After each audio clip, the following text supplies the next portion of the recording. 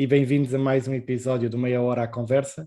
Eu sou o João Stanislau e vou estar à conversa com o meu convidado de hoje, Miguel Garcia. O Miguel está longe de ser um desconhecido para o futebol. O ex-jogador do Sporting, Olhanense e Sporting de Braga fez história por ter sido o autor do gol que colocou os Leões na última final europeia em que estiveram.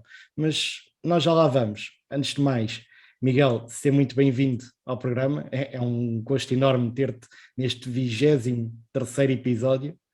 E a minha pergunta começa precisamente por saber quem é que tu és enquanto pessoa e se és diferente hoje daquilo que eras na altura em que eras jogador.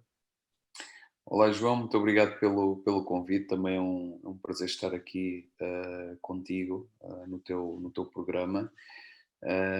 E então vamos lá falar um bocadinho de mim. Eu sou uma pessoa tranquila, sempre fui desde miúdo, na altura um pouco mais tímido, apaixonado por futebol, muito trabalhador, muito profissional, sempre com a ambição de lutar pelos meus objetivos, e assim se mantém. Agora que terminei a carreira como futebolista profissional,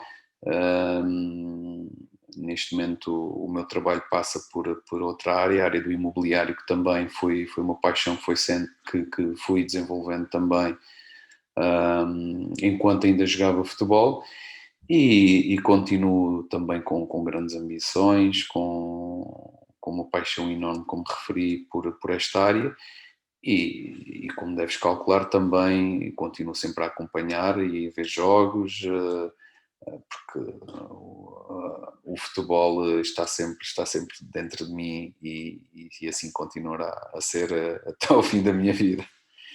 Tu antes de ires para o Sporting, tu começaste a jogar no Moura, que é o clube da tua terra natal. Ainda acompanhas? Sim, claro, conheço ainda lá alguns jogadores, conheço o presidente, vou acompanhando, de vez em quando vou lá a Moura, às vezes, pá, quando coincido, quando o Moura joga em casa, também vou lá ver os jogos, porque nasci lá, tenho lá amigos, tenho lá família, gosto muito de lá ir matar saudades, e claro que vou sempre acompanhando, porque foi a terra que me vi nascer, que malta da terra que me ajudou, e que também uma parte do meu sucesso também foi a malta lá de Moura, treinadores, amigos, família, e também devo esse sucesso também a muita gente lá da terra. Por acaso é um clube muito interessante. Eu comecei a acompanhar desde que tive cá o treinador do Moura, e parece ser um clube muito simpático. Gostei imenso. Tu depois vais para o Sporting e vens de uma geração de jogadores que acaba por ser muito interessante. Quando estive a estudar a tua carreira, se assim eu posso dizer, é que para quem não sabe, tu jogaste na formação ao lado de Cristiano Ronaldo, Quaresma, Beto, Carlos Martins, Hugo Viana, Custódio, José Fonte, Dani, isto só para mencionar os internacionais portugueses, porque há muitos mais de grande qualidade, incluindo tu, obviamente. Vocês já sabiam que eram assim tão bons nos vossos anos de formação, ou isso naquelas idades não vos diz nada? Vocês querem a jogar? É assim, quando se joga no Sporting, não é? Já se tem um bocadinho noção que estamos num grande clube, um clube que ganha 95, 97% das vezes que joga contra outras equipas, não é? Na altura, quando eu vim para o Sporting com 14 anos, ganhávamos os jogos todos, não é? Os jogos aqui da zona aqui de Lisboa, ganhávamos os jogos todos. Depois íamos para os nacionais, os jogos eram já um pouco mais equilibrados, mas também ganhávamos quase sempre. No primeiro ano, nos iniciados, perdemos um ou dois jogos com o Porto, que acabou a ser o Porto campeão, mas no seguinte, no juvenis, já fomos nós campeões nacionais. Depois nos júniores, como houve muitos jogadores que acabaste de referir, Quaresma, o Viana, que eram júniores, mas já jogavam na equipa B. Aí já não foi tão fácil ganhar os jogos também já da fase final. Mas sim, na altura já sabíamos que tínhamos jogadores de grande qualidade.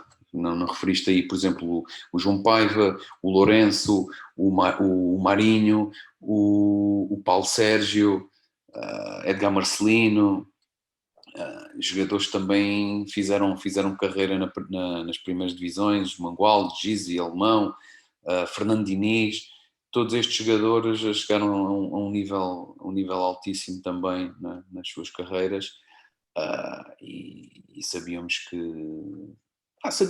que naquela altura, quando chega à altura ali dos júniores, equipa B, já se tem também noção que, ok, vai-se fazer uma carreira profissional no futebol.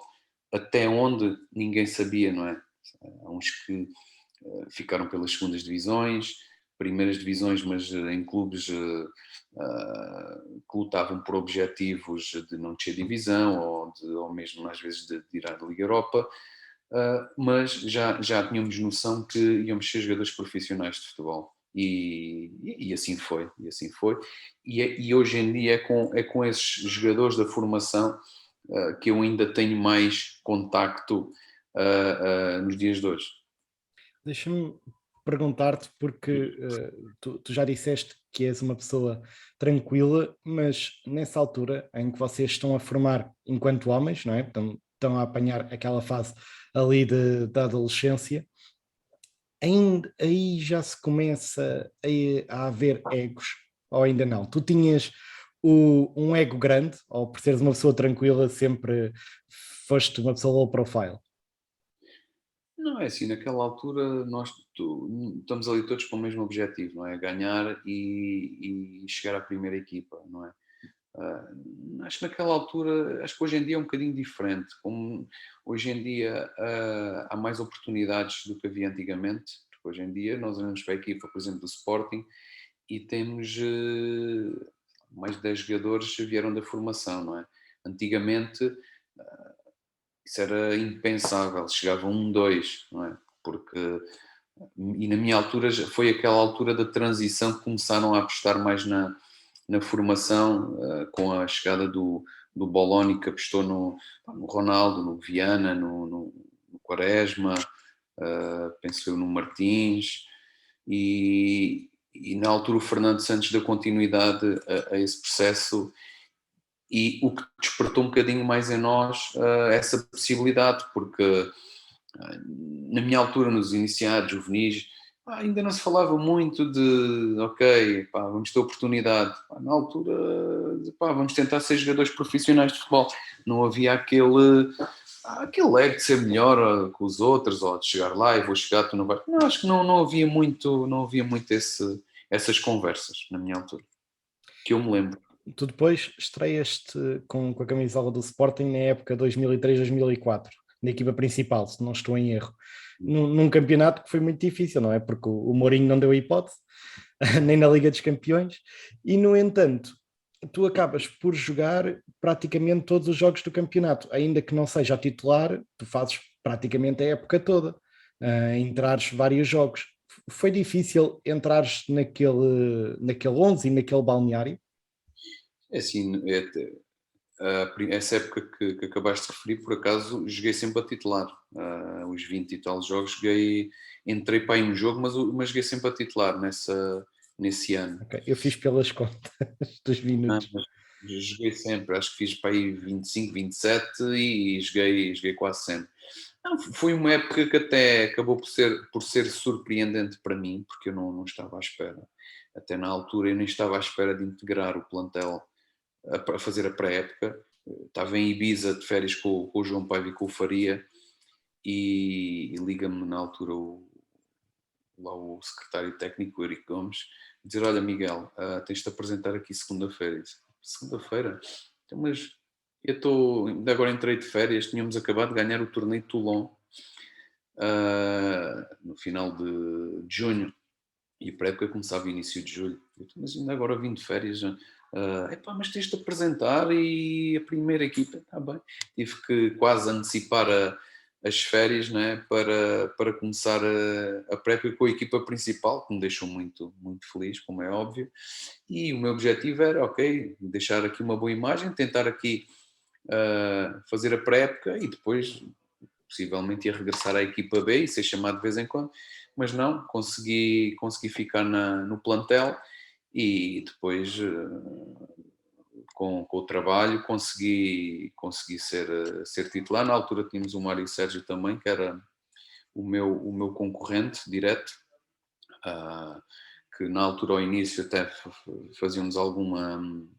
Jogava um, jogava outro e depois acabei até por jogar um pouco mais que ele, acabei por fazer 20 e tal jogos, que acabou, como referi, ser uma época para mim surpreendente, porque não estava à espera com 20 anos, integrar logo no plantel principal e ser titular e estar ao lado de jogadores como Sapinto, João Pinto, Pedro Barbosa, Rui Jorge, Ricardo, Beto e Paulo Bento e por aí fora.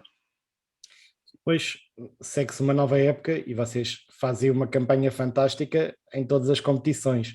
No entanto, é nessa época que tu marcas provavelmente o gol mais importante da tua carreira, aquele apurado aos 120 minutos, apurando o Sporting para a final da Taça UEFA. Queres contar-nos como é que foi esse momento? Não foi, antes de falar desse momento, foi uma época que não joguei tanto como na época anterior, não é? Não correu, se calhar, como eu gostaria. Até nessa época até tive uma conversa com o Scolari, ele veio falar comigo a dizer que estava na calha para integrar os treinos ou mesmo os jogos da seleção, se houvesse algum problema, algum cartão, lesão com o Paulo Ferreira e com o Miguel, o que acabou por não acontecer, infelizmente. Mas foi uma época em que eu comecei também a titular, depois a equipa não estava tão bem, na altura o treinador, o Peseiro, teve que tirar um ou dois jogadores e ele acabou por tirar os que não tinham tanta experiência, a mim, ao Martins, ou na altura ao Paíto. E depois já aí foi uma época intermitente que não, pronto, deve ter feito para aí metade dos jogos, 20 jogos, mais ou menos 15, 20 Mas jogos. começaste a jogar Não. depois na parte final do campeonato. Exato, depois na parte final voltei outra vez a jogar, foi aí que marquei o tal gol que apurámos o Sporting para a final e claro que foi o momento mais... Não foi o golo mais bonito da minha carreira, mas foi o golo mais importante da minha carreira, que apurou o Sporting para a final e claro que foi o momento mais alto da minha carreira, porque o Sporting acho que tinha estado uma vez numa final. E claro que foi uma alegria enorme para mim, para os meus colegas e para todos os sportinguistas e também para muitos portugueses. Essa questão dos sportinguistas é interessante porque tu já tiveste a oportunidade de referir em entrevistas anteriores que depois vocês chegam no aeroporto e estão umas 4, 5 mil pessoas à vossa espera a aplaudir. Como é que tu viveste esse momento? Não, esse momento foi dos momentos mais bonitos desde que eu joguei futebol.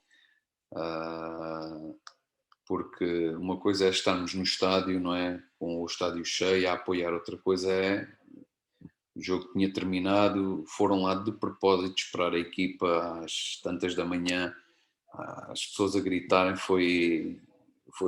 me estou a arrepiar agora, foi dos momentos mais bonitos e que eu vivi no futebol foi os sportinguistas terem ido ao aeroporto esperar a equipa e estarem sempre connosco, foi um momento muito, muito bonito. Depois acabas por sair para a Itália, mais propriamente para o Regina, mas as coisas não correm propriamente bem, não é? Sim, foi a primeira época no estrangeiro, tinha expectativas muito altas porque era uma liga que eu sempre sonhei em jogar e infelizmente não correu bem porque começou-me a doer o joelho, fiz a pré-época toda, o treinador gostava muito de mim, fiz a pré-época toda titular, as perspectivas eram muito boas, depois começou-me a doer o joelho, eu não quis parar, porque nunca tinha tido uma lesão enquanto jogador até aos 24 anos. Continuei, porque estava fora, estava a jogar, e não vou parar. Foi o pior que eu fiz, devia ter parado, devia ter tratado uma inflamação no tendão rotuliano. Não parei e depois já foi tarde, já não consegui, com fisioterapia já não consegui recuperar da lesão. Tive que ser operado uma vez, depois quis voltar rápido, não consegui, continuo uma dor, voltei a ser operado a segunda vez e só passado um ano e tal é que voltei outra vez a jogar. Tu depois relanças a carreira outra vez em Portugal, no Olhanense, e uma época depois segues para Braga. E é na tua segunda época que te impões no clube e onde jogas Liga dos Campeões, que eu acredito que seja um momento especial para vocês, todos jogadores, não é? Que jogar contra as grandes equipas europeias, como é que tu descreves esse momento? Porque tu no Braga, por exemplo, chegaste a ganhar ao Arsenal. Não é propriamente fácil, não é? Não, é assim, para já, antes de falar no Braga, há que realçar a oportunidade que me foi dada no Olhanense, em que as pessoas não acreditavam, ninguém acreditava em mim, ninguém acreditava que eu ia voltar a jogar, devido às lesões que tinha tido. E lá o pessoal do Olhanense acreditou, o Jorge Costa, a técnica, o Marcoto, o presidente, acreditaram e deram uma oportunidade, porque eu sentia que estava bem. Eu só precisava era de demonstrar que estava em condições físicas como estava nos anos anteriores. E assim foi. Consegui fazer praticamente também os jogos todos no Olhanense e acabei por ir para o Braga depois em janeiro, em que quando cheguei lá não fui titular indiscutível, também fui alternando também na altura ao Filipe Oliveira que estava a jogar a lateral direito, fomos alternando, ele depois também jogava um bocadinho mais à frente e acabou por ser uma época a lutarmos por ser campeões até ao último jogo contra o Benfica. Se o Benfica perdesse e nós ganhássemos, éramos nós campeões.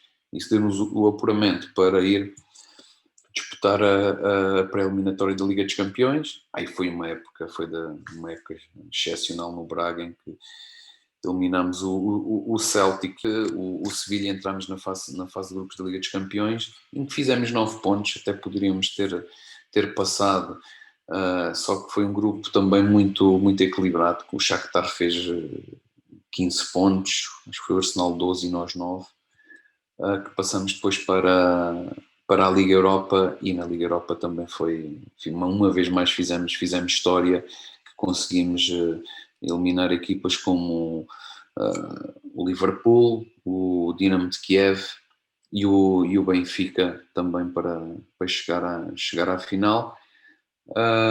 Tínhamos uma equipa, encontrei dois grandes amigos e dois grandes profissionais que tinham jogado comigo no Sporting, o Custódio e o Viana, e depois tínhamos, a nossa equipa não vale a pena aqui estar a referir nomes, porque tínhamos uma equipa de grandes jogadores com muita experiência, o que nos fez também chegar à final da Liga Europa com o Braga.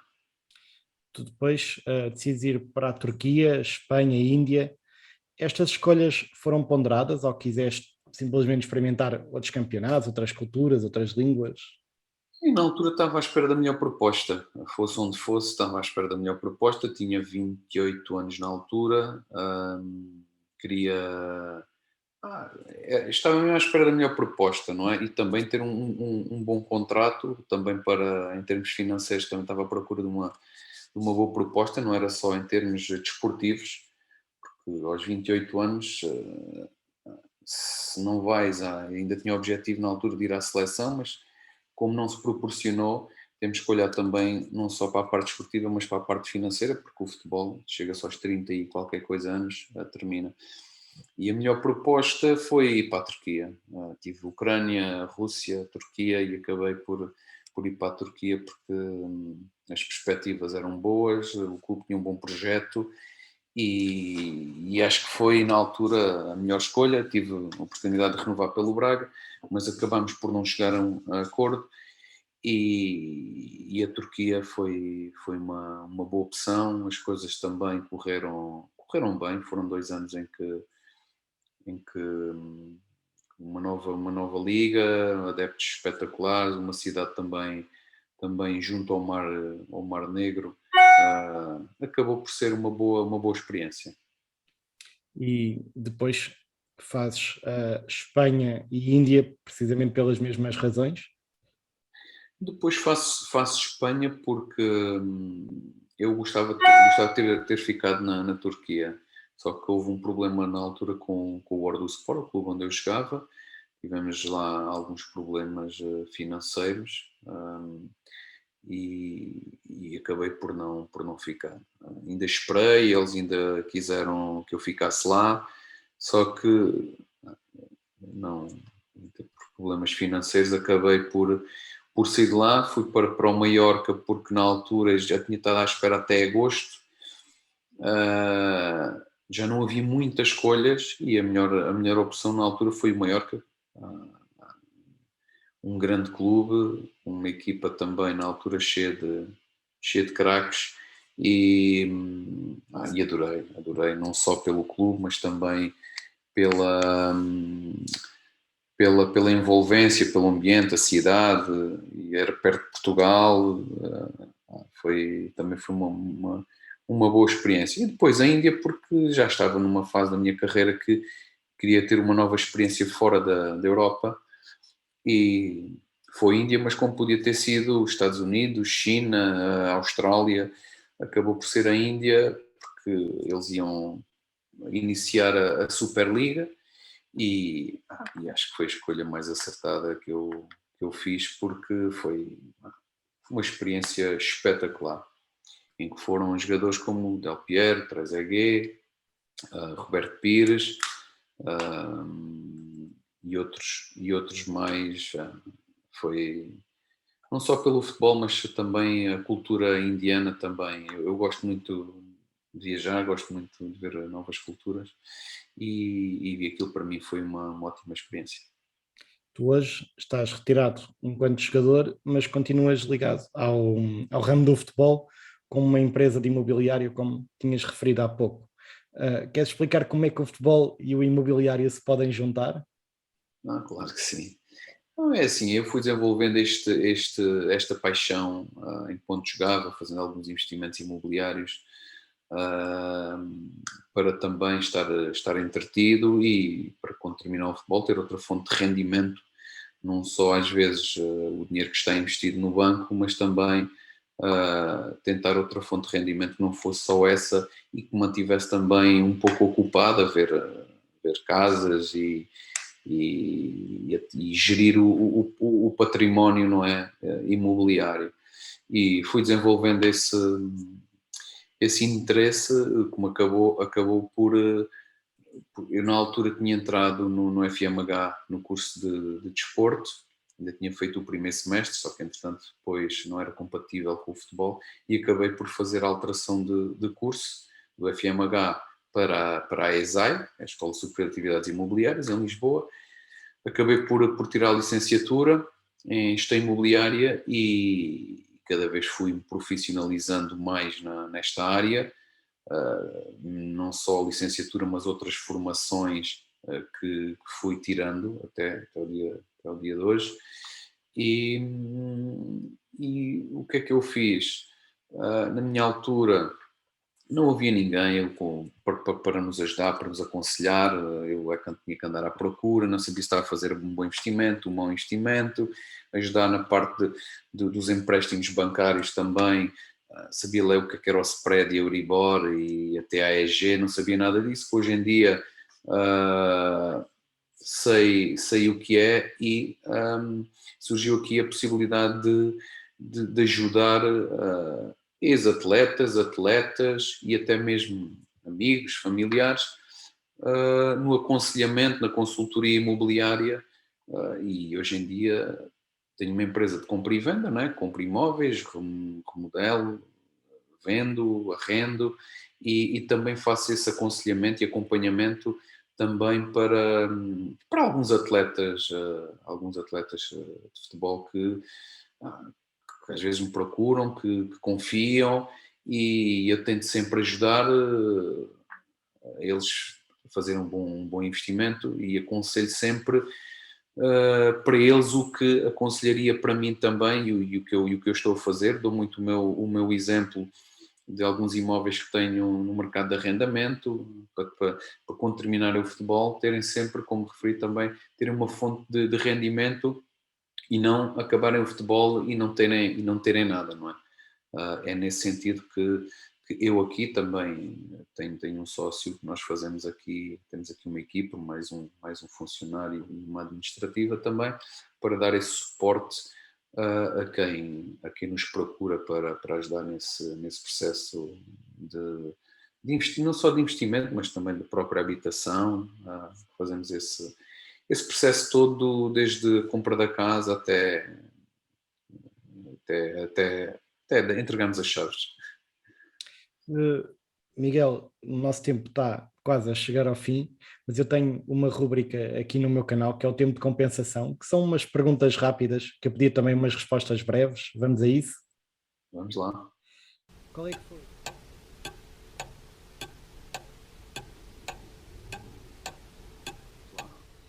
Qual é que foi o jogador mais difícil que tiveste de marcar? Foi o Didi do Passos de Ferreira. E achas que, esta se calhar não é assim tão fácil, achas que se calhar se naquela época vocês tivessem ganho a Taça UEFA e o campeonato, a tua carreira tinha sido diferente? Acho que não. Achas que não? Agora tramaste, nunca pensava que ia dizer que sim. E por fim, há alguma coisa que te arrependas na tua carreira? Sei que, pronto, arrependes de teres forçado voltares demasiado rápido em Itália, mas tirando isso, há alguma coisa que te arrependas? Ter feito ou de não ter feito? Não me arrependo de nada, arrependo-me, como disseste, só de ter insistido mais quando já tinha a lesão, e isso acho que podia ter mudado um bocadinho a minha carreira se não tivesse tido esta lesão no joelho. Acho que as perspectivas de continuar em Itália, no campeonato que eu gosto muito, e que tinha mais as características parecidas a mim enquanto jogador, um campeonato mais tático, mais defensivo. Acho que a minha carreira aí podia ter sido outra se eu não tivesse a lesão no joelho. Obrigado, Miguel, pela tua disponibilidade e pela tua simpatia. Serás sempre bem-vindo aqui a este canal. Se para vocês que estão aí desse lado do ecrã, se gostaram, deixem o vosso like, subscrevam o canal e na próxima segunda-feira às 21h cá estamos para mais um episódio. Obrigado.